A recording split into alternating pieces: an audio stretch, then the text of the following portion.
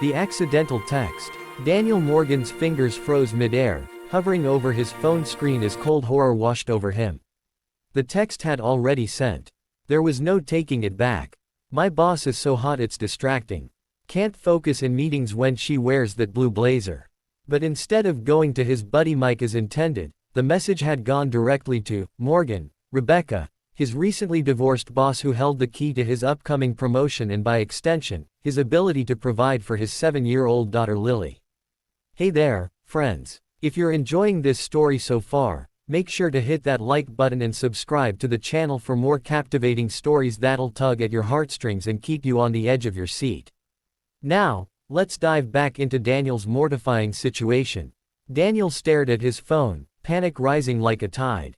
3 dots appeared, disappeared, then appeared again. Rebecca was typing a response.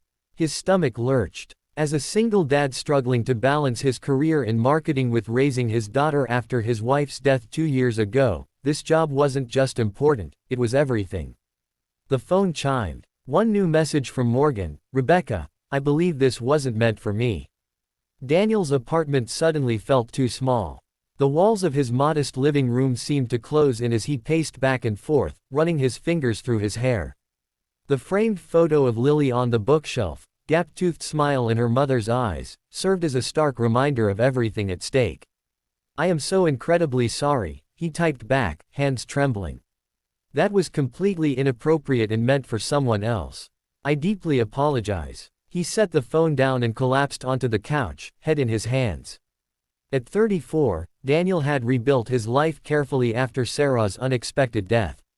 He'd moved them to Portland for this position at Westlake Creative, had finally found his rhythm balancing client meetings with school pickups and dance recitals.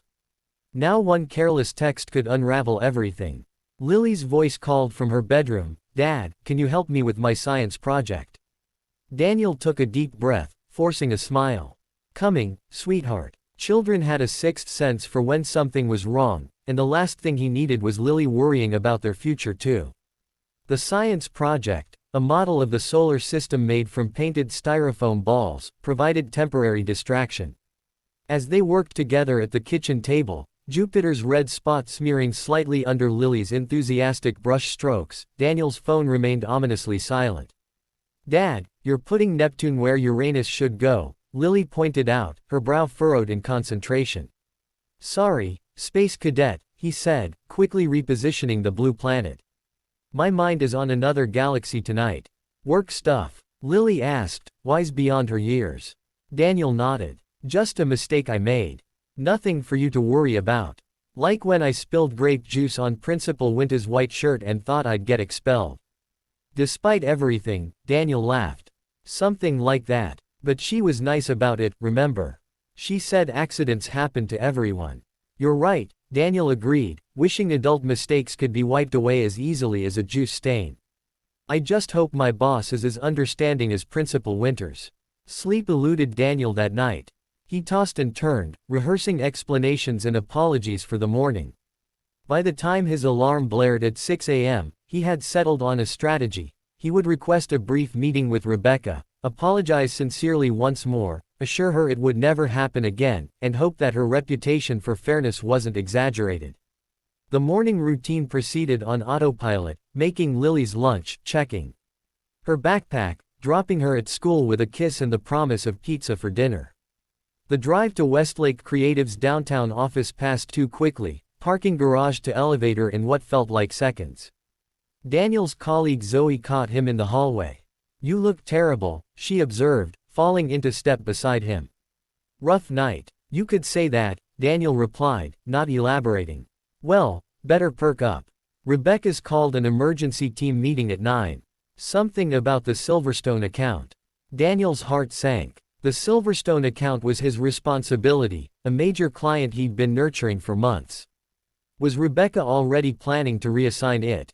Was this the beginning of his professional downfall? The marketing team gathered in the glass-walled conference room, the Portland skyline visible through the windows despite the gray drizzle. Daniel took a seat as far from the head of the table as possible, avoiding eye contact as Rebecca entered the room. At 41, Rebecca Morgan commanded respect naturally. Her intelligence and strategic mind had propelled her to creative director in record time. Today she wore a charcoal pantsuit, her dark hair pulled back, expression unreadable as she scanned the room. "Morning, everyone," she began, no hint of awkwardness in her voice. "Silverstone called yesterday evening. They've moved up their campaign launch by 2 weeks, which means we need to accelerate our timeline." The meeting proceeded with normal efficiency, Rebecca delegating tasks and adjusting deadlines. She addressed Daniel directly only once, asking about the status of the copy revisions, her tone entirely professional. When the meeting ended, Daniel gathered his courage and approached her as others filed out. "Rebecca, could I have a moment of your time?" She glanced at her watch. "Walk with me to my office. I have a client call in 10. The short walk felt like marching to his own execution. Inside her office, Rebecca closed the door and turned to face him. "I want to apologize again for that text," Daniel said immediately. "It was completely inappropriate and unprofessional." Rebecca studied him for a moment, her expression softening slightly. "Daniel, I appreciate the apology, but it's not necessary to keep apologizing. We all send messages to the wrong people sometimes." "Not usually messages like that," he said, feeling his face flush. "No," she agreed with the ghost of a smile. "Usually not. Look, I'm not going to pretend it wasn't awkward, but I'm choosing to move past it. You're a valuable member of this team, and your work on Silverstone has been exceptional. I'd rather focus on that." Relief washed over Daniel. "Thank you. I promise it won't affect our professional relationship." "Good," Rebecca said, turning to her computer. "Because we have a campaign to launch in record time. I need your best work, not your embarrassment." Daniel nodded, grateful for her pragmatism. "You'll have it." The following weeks were a blur of activity as the team raced to prepare the Silverstone campaign. Daniel threw himself into the work, staying late most evenings and coming in early, partly from professional dedication and partly to prove his value beyond his momentary lapse in judgment. One evening, as the office emptied and the sky darkened beyond the windows, Daniel remained at his desk, fine-tuning the presentation for the client meeting. He'd arranged for his neighbor Mrs. Patel to watch Lily until 8, giving him a few more precious hours. "You're still here," Rebecca's voice came from the doorway. Daniel looked up, surprised. "Just finishing the slides for tomorrow. I want them to be perfect." Rebecca leaned against the doorframe. "They were already perfect 3 hours ago, Daniel. Go home. To your daughter." "Just one more." "That wasn't a suggestion," Rebecca interrupted, but her tone was gentle. "I've been where you are. Working yourself to exhaustion doesn't make you a better parent or employee." Daniel saved his work and closed his laptop. Voice of experience. "My son is in college now, but yes." She stepped into his office. "After my divorce, I thought I had to be superhuman, flawless at work, available for every moment at home. I nearly burned out trying." This personal revelation caught Daniel off guard. Rebecca rarely spoke about her private life. "How did you manage?" "I learned to set boundaries and ask for help," she said simply. "And to forgive myself when I messed up." The parallel to his situation wasn't lost on Daniel. "I appreciate that. And your understanding about the text." Rebecca's laugh surprised him, warm and genuine. "Actually, after the initial shock, it was kind of flattering. It's been a while since anyone called me hot, even in a misdirected text." Daniel felt his face warm. "Still incredibly inappropriate." "Incredibly," she agreed, but her eyes held amusement. "Now go home, Daniel. The campaign will still be here tomorrow."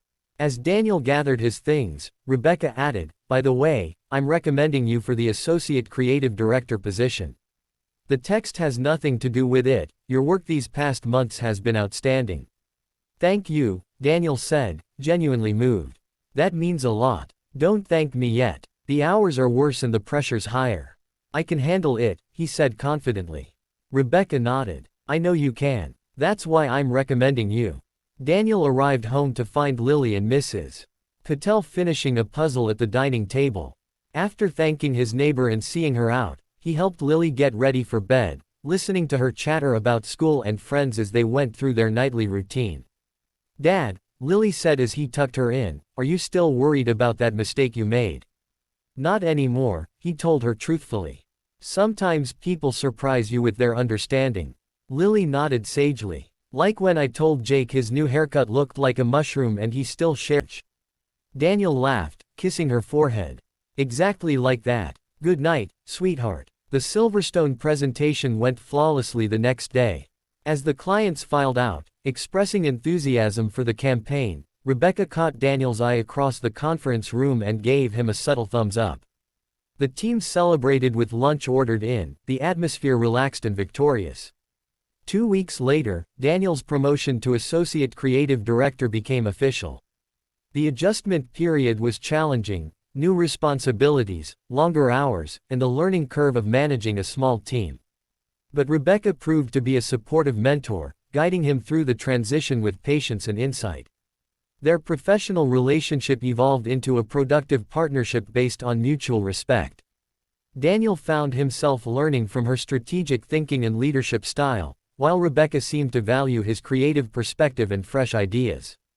Months passed. Daniel settled into his new role, finding a rhythm that allowed him to excel at work while still being present for Lily. The infamous text message became a distant memory, occasionally referenced as a joke between them when one of them made a minor mistake.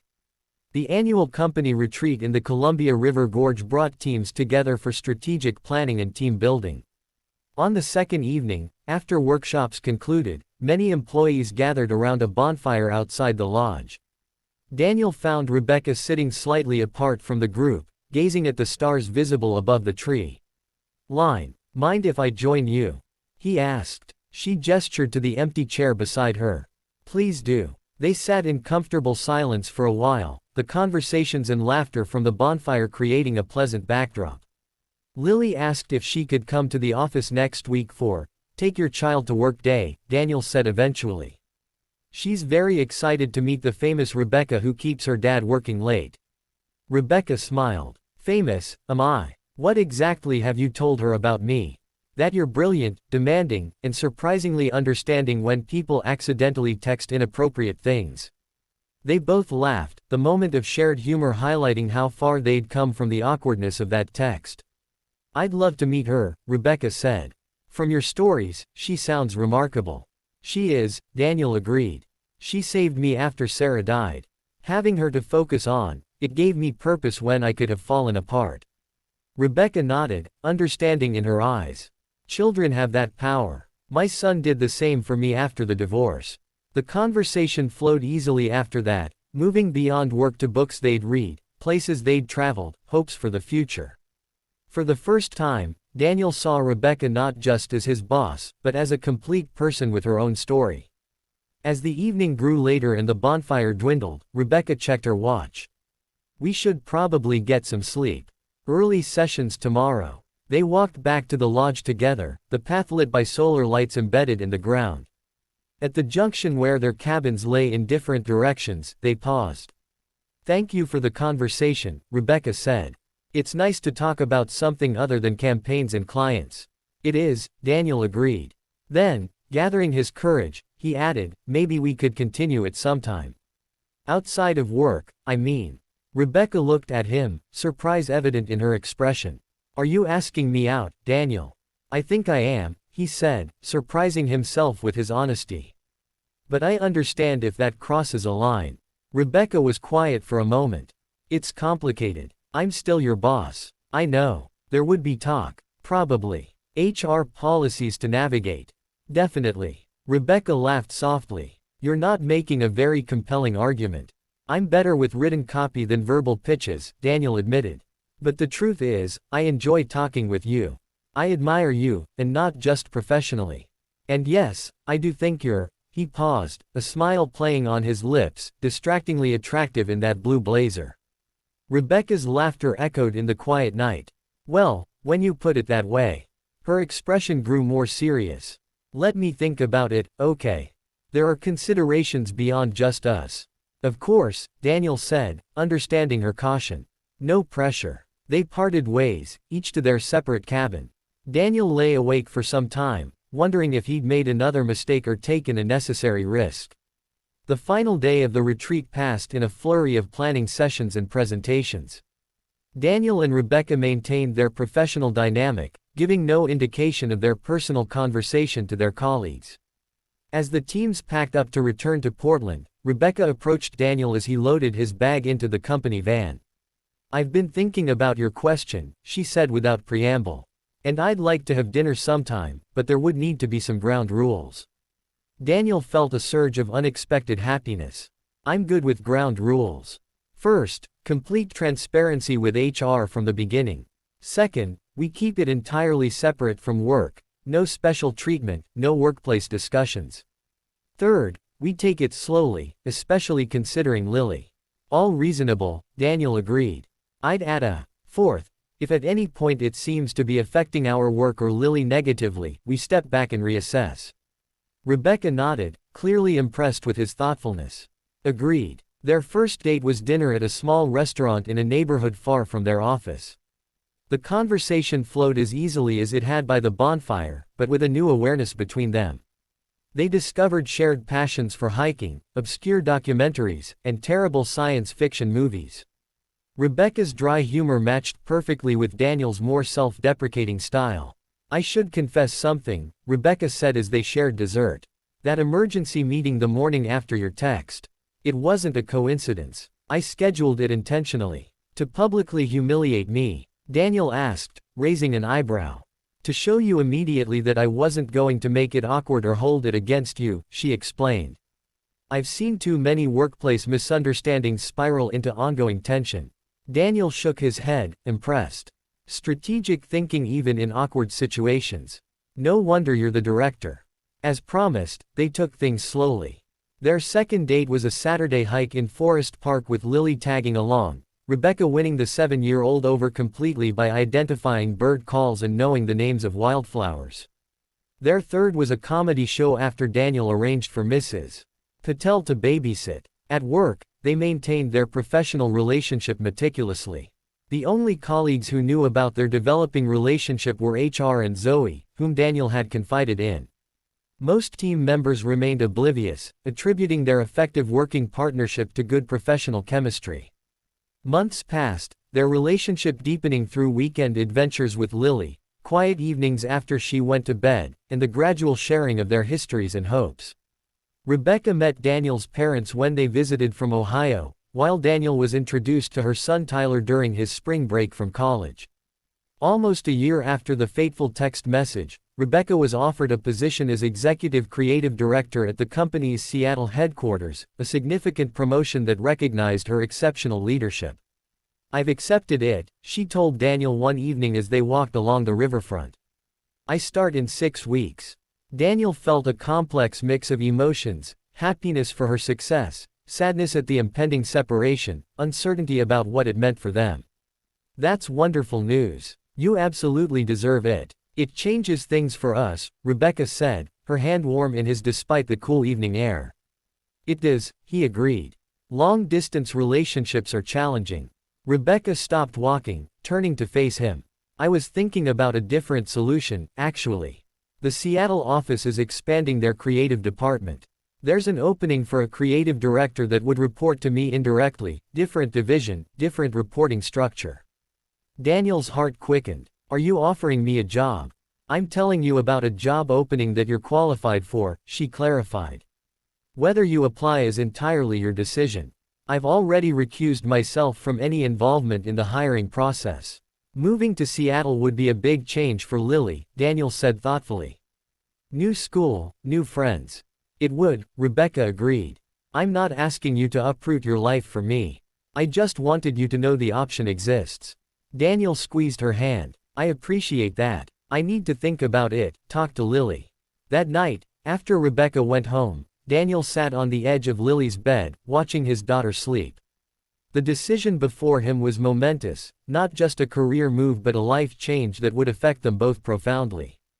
The following weekend, he took Lily to their favorite spot in Washington Park, buying ice cream cones despite the crisp autumn weather. "I need to talk to you about something important," he began as they sat on a bench overlooking the city. Lily licked her chocolate cone, looking at him with curious eyes. "Are you and Rebecca getting married?" The question caught Daniel by surprise. "No, sweetheart, not right now. But I do need to talk to you about Rebecca." She's moving to Seattle for a new job. Oh, Lily's face fell. Does that mean we won't see her anymore? That depends, Daniel said carefully. There's a job there I could apply for too. But it would mean we'd have to move to Seattle. New apartment, new school for you. Lily considered this, her expression serious. Would we be closer to Rebecca? We would. Does she make you happy, Dad? The simple question touched Daniel deeply. Yes, she does. You smile more since you started being her boyfriend, Lily observed. And you don't work as late anymore. I've been trying to be home more, Daniel acknowledged. I like Rebecca, Lily declared. She doesn't try to be my mom, but she's nice to me anyway. And she knows cool stuff about birds. Daniel smiled. She does know cool stuff about birds. I think we should move to Seattle, Lily decided, returning to her ice cream. But can I paint my new room purple? If we go, yes, you can paint your room purple, Daniel promised, heart full at his daughter's resilience and wisdom. The next steps unfolded quickly. Daniel applied for the creative director position and received an offer after a series of interviews. He and Lily flew to Seattle for a weekend, exploring neighborhoods and visiting schools before deciding on a modern apartment in a family-friendly area not far from Rebecca's condo. The move itself was chaotic but exciting. Lily adapted quickly, making friends in her new school and decorating her purple room with solar system decals that Rebecca helped her position accurately. Daniel found his new role challenging but fulfilling, working with a talented team on innovative campaigns. With the professional conflict of interest removed, Daniel and Rebecca's relationship flourished. They maintained separate residences but spent most weekends together, creating a rhythm that respected both their independence and their connection. One evening, as they prepared dinner in Rebecca's kitchen while Lily did homework at the counter, Rebecca paused in her vegetable chopping. I found something while organizing my desk drawers yesterday, she said, reaching for her phone. She pulled up a text message and handed it to Daniel. It was the original text, saved in her phone all this time. My boss is so hot it's distracting. Can't focus in meetings when she wears that blue blazer. Daniel groaned, covering his eyes in mock horror. You kept that. Why would you keep evidence of the most embarrassing moment of my professional life? Rebecca smiled, taking the phone back. Because it changed everything. One misdirected text set a whole new life in motion. A fortunate mistake, Daniel mused, pulling her close. The best kind, Rebecca agreed. That night, after Lily was asleep in the guest room and they sat together on Rebecca's balcony overlooking the Seattle skyline, Daniel reflected on the journey that had brought them here. From mortified employee to partner, from Portland to Seattle, from isolation to connection, all because of one careless moment that could have spelled disaster but instead opened a door. What are you thinking about? Rebecca asked, noticing his thoughtful expression. How life's biggest mistakes sometimes turn out to be exactly what we need, he said. I was so terrified that day, thinking I'd ruined everything. I never imagined it would lead here. Rebecca leaned her head against his shoulder. Sometimes the universe has better plans than we do. In the year that followed, their lives continued to intertwine and strengthen. Lily blossomed in her new school, developing an interest in science that Rebecca enthusiastically encouraged. Daniel's creative department won several industry awards under his leadership. Rebecca's innovative direction of the Seattle branch caught the attention of competitors, leading to flattering offers she chose to decline. 2 years after the move to Seattle, on the anniversary of the text message that started everything, Daniel proposed during a family hike in the mountains. With Lily as an enthusiastic accomplice helping to set up a picnic at a scenic overlook, he asked Rebecca to make their unconventional family official. Are you sure this isn't just another inappropriate text situation getting out of hand? Rebecca teased through happy tears. Absolutely not, Daniel assured her, his heart full as Lily danced around them celebrating. This time, I'm sending the message exactly where it's meant to go. Their wedding was small and joyful, held in a garden overlooking Puget Sound. Lily proudly served as both flower girl and ring bearer, while Rebecca's son Tyler stood as Daniel's best man. As they exchanged vows, Daniel couldn't help but reflect on how differently things might have turned out had Rebecca reacted with less understanding to his mistaken text. One mistake, sending a personal message to the wrong recipient, had changed the trajectory of multiple lives. What could have been a workplace disaster instead became the first step on an unexpected path to happiness. Life isn't a straight line of carefully planned steps, but rather a journey of wrong turns, unexpected detours, and yes, mistaken text messages that sometimes led us exactly where we need to be. If you enjoyed this story of how one embarrassing mistake changed everything for the better, make sure to hit that like button and subscribe to the channel. We all make mistakes, some more mortifying than others, but sometimes those very mistakes lead us to our greatest happiness. Share in the comments your own story of a fortunate mistake that changed your life.